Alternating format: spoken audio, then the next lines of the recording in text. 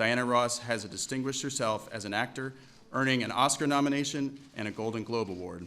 With over 25 albums, unforgettable hit singles, and live performances that continue to captivate audiences around the world, Diana Ross still reigns supreme.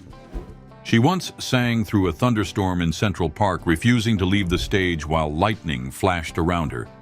But behind the glittering gowns and the glamorous facade, Diana Ross had moments of collapse, like the night she stopped mid-performance, dazed and whispering that she was getting smaller, smaller, and smaller before vanishing off stage. Here's a question for you. Which U.S. city was she performing in when that haunting moment happened? Drop your guess in the comments. We'll reveal the answer later in the video. Stay tuned for the story behind the secret child she kept hidden from the world and the $20 million move that changed music history forever. But to truly understand the woman who became an icon, we have to go back to the very beginning, where pivotal moments took shape. A tiny twist of fate that wrote music history. Detroit, 1944. Wartime America was still on edge, but in a modest apartment in the North End, a baby girl was born who would one day become one of the most recognizable voices in music history. Her name was meant to be Diane, but thanks to a clerical error, the birth certificate read Diana. That little slip would stick. Diana Ross grew up in the Brewster Douglas housing projects, a crowded but lively community where music drifted through the walls and everyone knew each other's business. 6 kids and 3 adults shared one bathroom, but Diana never felt poor. "Everyone around us was poor," she later said, "but we had love." Still, childhood didn't pass without hardship. At just 7 years old, Diana's world was shaken when her mother fell ill with tuberculosis. She and her siblings were sent to live with relatives in Alabama, where for the first time, young Diana faced the harsh realities of racial segregation. That trip south exposed her to fear and to injustice that would stick with her for life. But back in Detroit, she found purpose. At Cass Technical High School, Diana dreamed not of singing but of designing dresses. She studied fashion, pattern making, even worked at Hudson's department store as its first black bus girl. She styled neighbors' hair on weekends and dreamed of beauty. But fate had other plans. Living just down the street was a boy named Smokey Robinson, already making waves in music. He saw something in Diane, and when a local manager formed a girl group called the Primettes in 1959, Diana joined, more for fun than fame. But from that moment on, the stage would become her new design studio. Yet while the lights were starting to shine on Diana Ross, what came next would test not only her talent, but her deepest strength. The success that cost her everything. Diana Ross's rise with the Supremes wasn't an overnight dream. It was a climb laced with pressure, betrayal, and impossible expectations. After struggling as the so-called no-hit Supremes, everything changed in 1964 with "Where Did Our Love Go?" Diana's poised voice and glamorous presence became Motown's golden ticket, but as the spotlight turned to her, it cast shadows on her friendships, particularly with Florence Ballard, whose departure left a scar Ross rarely spoke about but clearly carried. Her transition to a solo career in 1970 was bold but deeply personal. She wasn't just leaving a group, she was stepping into uncertainty. Ain't No Mountain High Enough became her breakout solo hit, but the highs were laced with pressure. The grind was brutal, and by 1966, even before leaving the Supremes, Diana hit a breaking point on stage at Boston's Blinstrub nightclub. Mid-performance, she stopped singing and whispered, "I feel so small. I'm getting smaller, smaller," before being escorted off emotionally and physically spent. Yes, that's your quiz answer. Boston. A moment rarely discussed, but deeply revealing. Then came the roles. Lady Sings the Blues in 1972 wasn't just acting, it was therapy. Playing Billie Holiday cracked her open, and when the camera stopped rolling, she fell into a deep emotional slump. But through pain came accolades, an Oscar nomination, and new creative fire. She fought for control, famously pushing to play Dorothy in The Wiz, a decision that cost her a director and earned harsh critiques. Still, Ross pressed on, signing a $20 million deal with RCA in 1981, an unheard-of sum at the time. She was done being undervalued. Yet with all the fame, awards, and reinventions, the world still saw the legend, while Diana clung to a quieter truth about who she really was behind the glamour. Nonetheless, to fully understand the woman behind the sequins, we need to step out of the spotlight and into her personal world, the quirks, comforts, and contradictions that defined her everyday life. Lifestyle Insights: The Private Life of a Public Icon. Behind the global icon was a woman who adored structure, silence, and routine. Diana Ross, the same performer who once commanded a stadium mid-thunderstorm, was, in truth, something of a homebody. While the world imagined her basking in Hollywood glitz, Ross was often up before dawn, meditating or walking through her garden. She scheduled peaceful moments into her day, treated quiet reflection like a ritual, and famously carried her own linens and favorite teas when traveling, making any hotel room feel like home. Even at the height of her career, she turned down the Hollywood lifestyle. In the 1980s, she moved her young children to Connecticut, opting for suburban life over celebrity buzz. Neighbors recall seeing Diana at school drop-offs, cheering at soccer games, and grocery shopping in oversized sunglasses. This wasn't for image. It was her normal. Glamour in her DNA. Of course, normal and Diana Ross could only coexist to a point. Her flair for fashion was lifelong. As mentioned earlier, she originally dreamed of being a designer, and that passion never faded. In the 1975 film Mahogany, where she played a fashion designer, Ross actually designed every costume herself, setting up a custom wardrobe department at Paramount Studios. Sequins, sweeping capes, and dramatic silhouettes weren't just for show. They were her creative fingerprint. And that creative touch passed down. At the 2025 Met Gala, Ross stunned in an 18-foot train gown embroidered with the names of her children and grandchildren, co-designed with her son, Evan. It was fashion, yes, but it was also legacy. Not every outfit was iconic, though. One hilarious throwback?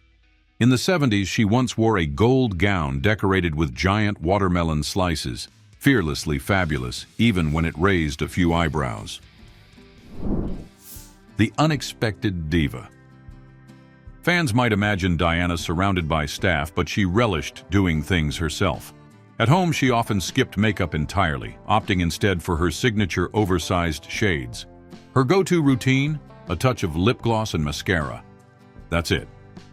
She cooked breakfast, did school runs, and even enforced chore charts. Still, some diva touches remained. One was her obsession with scent. Inspired by her mother's perfume, Ross dreamed of her own fragrance for decades. In 2017, she released Diamond Diana, a scent she described as a breeze wrapped in confidence. And yes, she insists on misting herself before every performance. "It's part of my aura," she once said. Strength, style, and sugar cookies. She might be a fashion icon, but she also had a sweet side, literally. Diana played a surprising role in the launch of famous Amos cookies. A longtime friend of Wally Amos, she encouraged him to market his aunt's recipe. The rest is snack aisle history. And she had her share of quirks. She was fiercely competitive during family game nights and unapologetically playful. One Christmas, her children recall her donning a hideous elf sweater just to make them laugh. She could be goofy, nurturing, and demanding, all within the same hour. Philanthropically, she kept a low profile. But as you'll hear later, after a chaotic Central Park concert left the city short on funds, Ross quietly cut a personal check for $250,000 to ensure a promised children's playground was built. The Diana Ross Playground still stands in Central Park today. There were missteps, too. In 2002, as she struggled with alcohol following the collapse of her second marriage, Ross was arrested for DUI in Arizona. It was a low point, captured in a mugshot the tabloids ran wild with. What few knew then was that Ross had quietly entered rehab not once, but twice to heal. As we touched on earlier, this personal struggle revealed a raw and vulnerable side rarely seen behind the dazzling smile. Yet beyond the glitz, the perfume, the headlines, and the hidden pain, Diana Ross created a life on her own terms. Glamorous, grounded, and unmistakably her own. Still, to fully understand the woman behind the curtains, we need to look at the connections that shaped her most, the loves, friendships, and quiet sacrifices that never made the spotlight. The connections that shaped her and the love she hid. Love for Diana Ross was rarely simple and never without consequence. Her most formative relationship was with Berry Gordy, the founder of Motown and the man who both mentored her rise and became the father of her first child, Rhonda. At the time, Diana was preparing to marry music executive Robert Silverstein. In a move both protective and deeply personal, she let the world, and even Rhonda for a time, believe Silverstein was the father. It wasn't deception for fame, but sacrifice for stability. That choice, like so many in her life, was driven by love. Diana wasn't just creating a legacy, she was building a family. Her 5 children speak of her not as the star, but as the ever-present mother who packed lunches, enforced curfews, and gave everything to their well-being. Tracy Ellis Ross, now a star in her own right, once said, "Her Diana Rossness doesn't hold a candle to her momness." But Diana's heart had its bruises. Her marriage to Norwegian businessman Arne Næss Jr. was filled with adventure and passion, until it crumbled in 2000.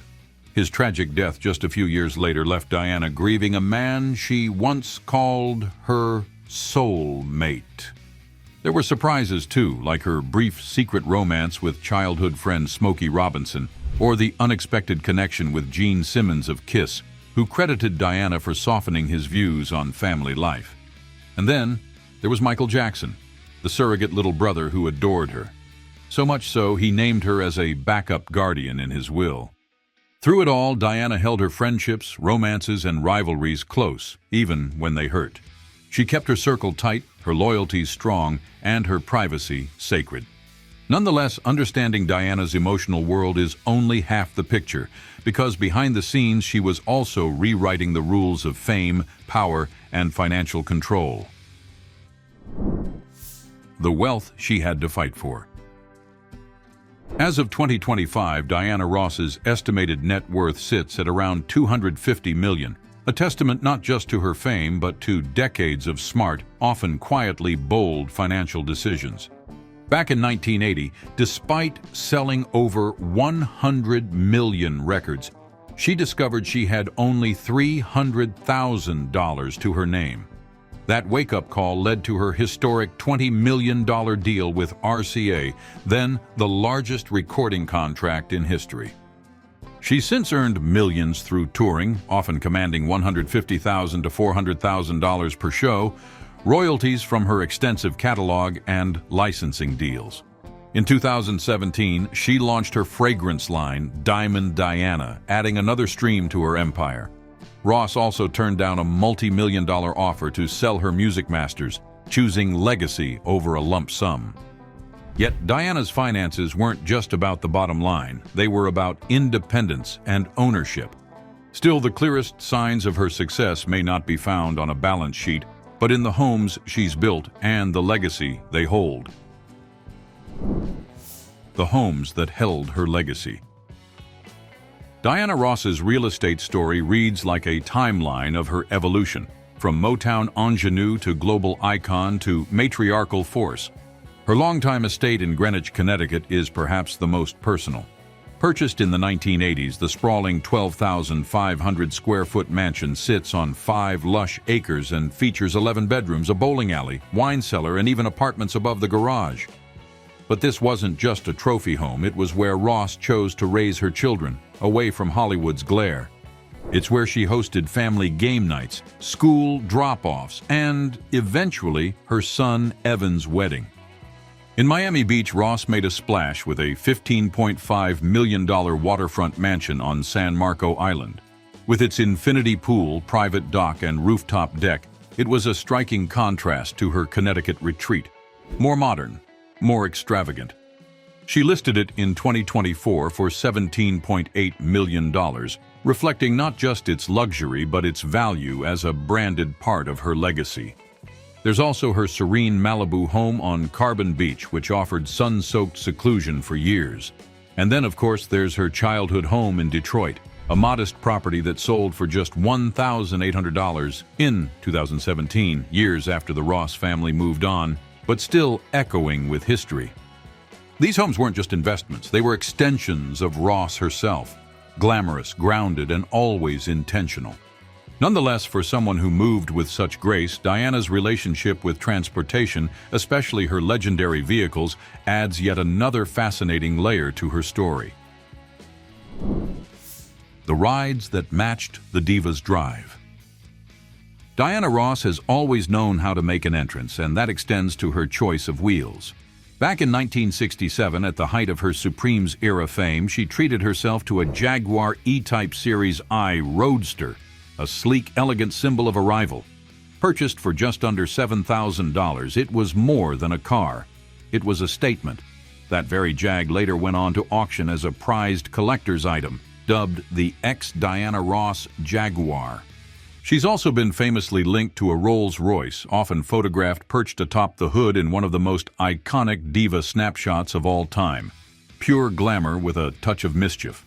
In more recent years, she's been spotted driving a Chrysler 300, a car known for balancing elegance with everyday comfort, an echo of her lifestyle offstage. There's no record of Diana owning a motorbike, perhaps not surprising for someone whose style leans more satin than leather. And while she's certainly traveled the world in private jets, Ross has always kept her air travel preferences understated. But one dramatic airborne moment lives rent-free in pop culture history: the 1996 Super Bowl halftime show.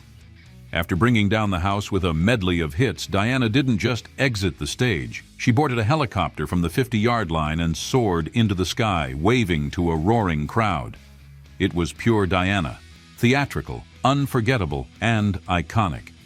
There's no known yacht bearing her name, but if there were, it'd likely feature a mirrored dance floor, a trunk full of couture, and a playlist of nothing but her own classics. Nevertheless, while her vehicles were showstoppers in their own right, they're only part of the story. Because even now, decades into her legacy, Diana Ross continues to evolve, surprise, and take the stage in ways no one sees coming.